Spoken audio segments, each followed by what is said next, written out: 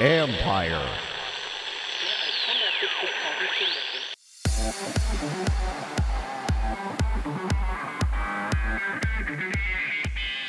A new team gets set to kick off. Taking a different approach. We're looking at it from the way we're marketing to fans and the way we're selling tickets to even how we're building the roster of the club. Like, we're doing it unlike anybody's ever done before. That's Nick Kelly, president of the newest MLS team, Charlotte FC, and their kickoff will come with a different perspective. This is the Future Sport Podcast. I'm Bram Weinstein.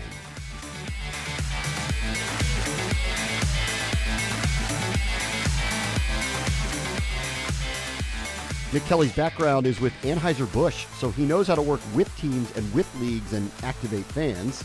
Now he's on the other side of the table. And in the case of Charlotte FC, it's an attempt to activate an entire community, not unlike the way Atlanta, Portland, and Seattle grabbed their soccer fan bases. And it's the way he is looking at this build that is unique.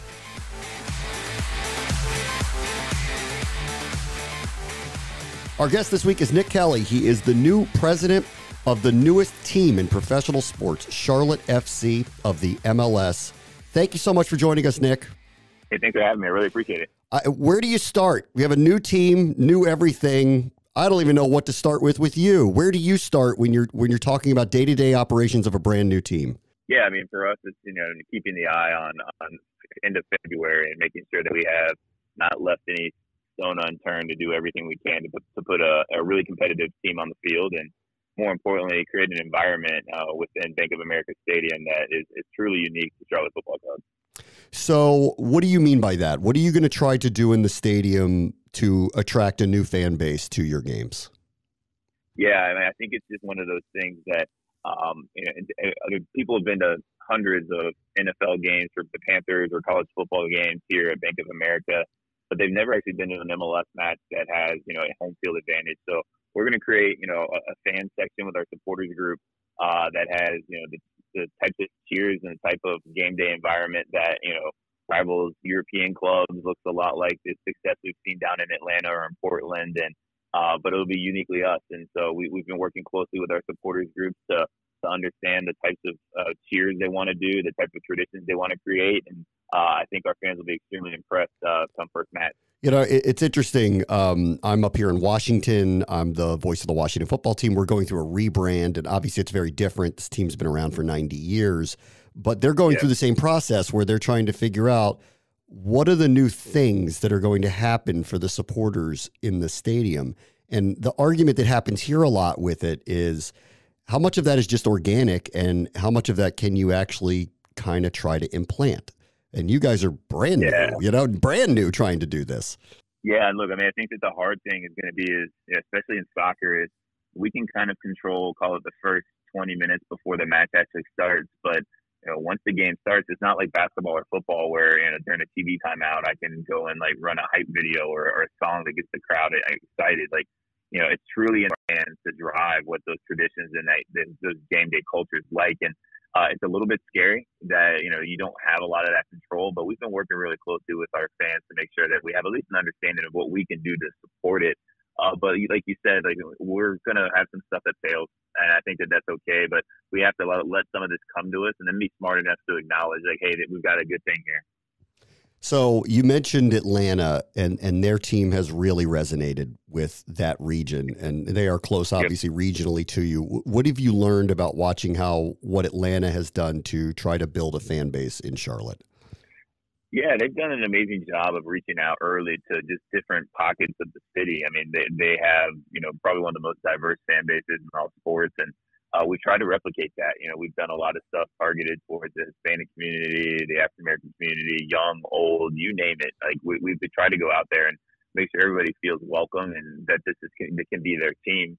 I think the other thing we see from them is that they do kind of what I just hinted towards, is they control the kind of the game day environment leading up until the whistle starts the match. And then after that, man, their fans take over and they do an amazing job. Let me talk about your background a little bit. It feels a touch unusual for this position to come in to run day-to-day operations of a sports team. You come from a marketing side. You had worked with Anheuser-Busch. with sports, obviously, and a number of different activations and marketing levels. And I want to simplify, obviously, what you did. Could you kind of tell me about that transition for you from where you're going from to what you're going to?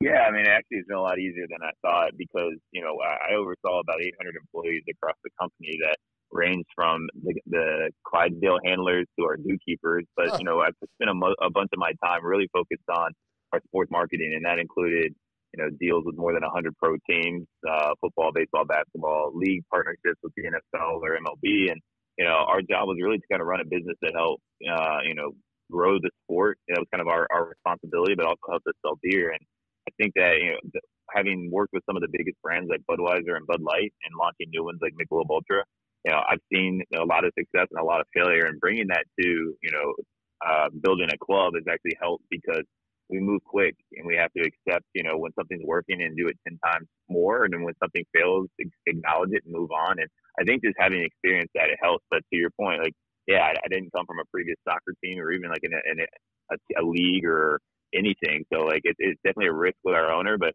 basically we have to work 10 times harder to prove that this wasn't a mistake. What I think is interesting about it, though, is it is a really modern approach that this team, at least, is going to try something here with you that is not a traditional model, but we're not in a traditional time anymore. Modern fans want different things. Isn't that right? Yeah, that's it, right? And I think that the other thing is, too, is just that we're taking a different approach. We're looking at it from the way we're marketing to fans and the way we're selling tickets to even how we're building the roster of the club. Like we're doing it unlike anybody's ever done before. You look at our roster building, we've got 8 players on the roster. That's more than anybody's ever had at this point in an expansion season. So we're doing everything differently because we actually think it's going to work. We're not doing it for the sake of being different. We want the competitive advantage on and off the field. And so, while my background or even our sporting director's background are different, like it's on purpose. Take me through being on the other side of this now. And I know it's new for you, but you were the one working with the teams with all of these different things. And now you're on the other side talking to them about what you want. How is your kind of viewpoint of looking at it from the point of view of a team and activating your fan bases? How has that changed for you so far? I actually think it's helped a ton. Our partners I probably have a far greater appreciation than most team presidents for the value that they can bring to an organization. I need the Coca-Colas of the world or the Bud Lights or the Bojangles to actually take our brand and, give away tickets, post like the official tailgating headquarters of Charlotte FC. Like we need their help to drive awareness because if we're being perfectly honest, like we're a new club that hasn't even played a single match yet. And we need the vehicles of these types of companies in the Carolinas, North and South to like promote us, to push us out there. And, I don't see it as a transactional relationship. And even on the ticket sales side, we want our fans who actually purchase those tickets to show up. And we have an appreciation for the fact that you may want to go sell that on the secondary market, but we want it to be a hard decision for you to make, to be like, I'm not going to go tonight. I'm going to go make a couple dollars because we want to work with you to create that pride that you've been to every match this year. You've cheered the team and we've created a real home field that's like hard for teams to play against. And so having just that different perspective has helped. And I also think just in general, like we're fully transparent, which is the one thing I always wanted when I was on the other side of the table, was transparency. And we're transparent on what do we expect from our partners and what they expect from us. And the same thing with our fans, our players, our coaches, and our staff. And I think that level has actually helped a lot in building a trust early on to create that fan base and to create that partnership with everybody in the market. It used to be hard to stay close to family until Facebook Portal. We went from rarely video chatting to seeing each other on Portal almost every day. Portal has cool features like Smart Camera that keeps up with the kids so they don't have to sit still, which is its own challenge. Plus, the new Portal Go is portable, so we can take it to the playroom or the kitchen. The best feature is how close we all feel, even though we're far apart. Give the gift of a deeper connection. Facebook Portal. Share something real.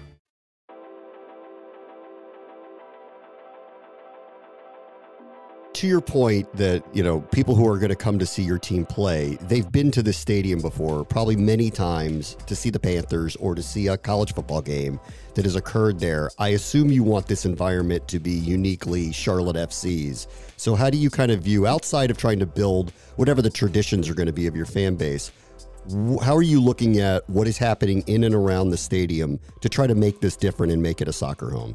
Yeah, it's a great question. We're really trying to have this feel like if we had a soccer game on a Saturday night and then a Panthers game on a Sunday afternoon, we want it to feel like you're almost in two different buildings.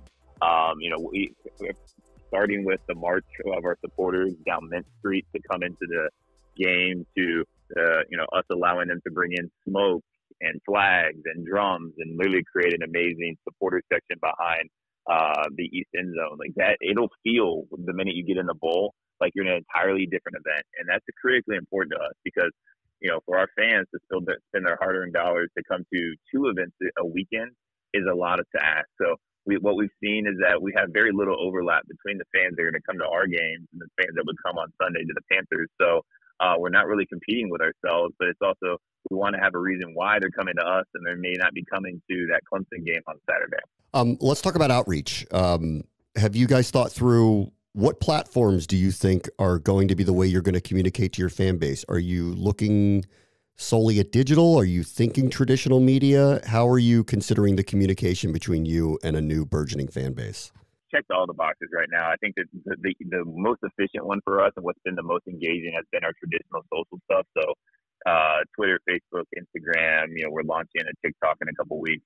But I think that's been the most, open line of communication for us to release real-time news and to talk to our fans. But it was important for us this year in year one to get free over-the-air broadcasts across both North and South Carolina. So we've got about 11 TV affiliates that if you have a TV in North Carolina or South Carolina, you can watch us for free. And that's a little bit rare compared to a lot of other MLS teams where they have either an RSN or they're streaming it. So making it available to 16 million people in North Carolina on TV in South Carolina was important. So that for us is we're very much going the traditional route in year one, as well as a lot of focus on the emerging platforms. So you had mentioned, obviously, you're going to try to run the gamut to bring in fans of all ages, demographics, all that type of stuff. Do you think there is a core demographic in your region that you think can become kind of the burgeoning fan base of Charlotte? Is it a young audience? Is it an older one? How are you guys viewing that? No, we've even looking at like the season ticket sales, which is probably the best data point we have right now, or even our social media following and the events we have. Our fan base is, we're averaging, somewhere around 27 years old is what we're seeing for, the people that are engaging with our brand. So it's extremely young. The other thing is too, it's so diverse. We over-index, on the Hispanic fan. We actually have just like an extremely, balanced, male and female fan base as it relates to our events, our ticket, database, etc. And what we've seen too is just that it pushed us to make sure that we're cognizant of that when we're marketing and when we're communicating and we're hosting events, that it is welcoming for all and it's tailored towards a younger audience because, the type of event we may host for the Carolina Panthers may be a little bit more high end and, targeted towards a 40, 50-year-old fan, where for us, it's all high energy. It's a little bit more approachable. And it's just for us that we wanted to feel like and represent our fan base, and that's younger and more diverse. The guy from Anheuser-Busch, of course, is going to throw the party. That man, seems like you're in the right spot. I've done it. I feel like it's a one trick I have, and so I use it to my fullest. Sounds like you're in the right spot. Take me back to put on your hat for Anheuser-Busch for a moment, because I'm sure you'd worked with soccer clubs and leagues for a while there. Obviously it is still a growing market and a growing sport in this country. What have you seen from that perspective of where money is going, growth, demographics, all of that? Where have you seen soccer in its kind of growth trajectory over the last 5 to 10 years? Yeah, we were fortunate enough when I was at AB that we sponsored FIFA and the World Cup and the U.S. men's and women's team, Mexico, you name it. And really, it's continuing to grow. And just soccer's been that for 20 years. We're starting to see it as you see the recent TV deals for EPL and La Liga, and they're paying hundreds of millions of dollars for the broadcast rights to teams that play 5, 6, 8 hours ahead of us, and so. It shows just a growing passion here in the United States for soccer. But, man, the next 4 years are critically important to us because the men's team has to do extremely well and not only qualify for the World Cup in 22, but to do well and truly compete because that'll give us the momentum we need to be hosting the World Cup in 2026 and shortly followed by the Olympics in 28, is that we have to get the next 4, 8 years right as a country. And, the responsibility is on the marketing executives, the team executives like myself, the MLS, and even the federation to take advantage of all the excitement that we're going to build up. And this is make or break for us. If MLS is going to become one of those big four sports in North America, they have to take advantage of these windows. And there's a lot of really smart people at the MLS and across the league that know this, and there's tons of plans in place to do it. But we really have to try and use these moments to capture the fans, to bring them in, to make this like not only a powerhouse globally, but be really one of the leading sports in all of the United States. That's really interesting. Congratulations on the new job. Good luck with the new team. That's a really cool thing to be a part of, to be a first of. It's amazing. Nick Kelly's the president of Charlotte FC. Thank you so much for joining us.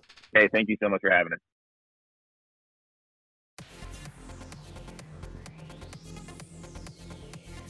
On the next Future Sport podcast, an entire league is ready to ramp back up. The pandemic hitting kind of put a pivot to those discussions, or a hold in some cases. But we had a lot of interest in Las Vegas. We had multiple interested parties in that deal. And then, of course, we were in advanced talks when the pandemic hit with Fort Worth. That's Nick Sakiewicz, commissioner of the National Lacrosse League, where their long COVID shutdown is finally coming to an end. That will do it for this episode. As always, the future is now. This is the Future Sport Podcast. I'm Bram Weinstein.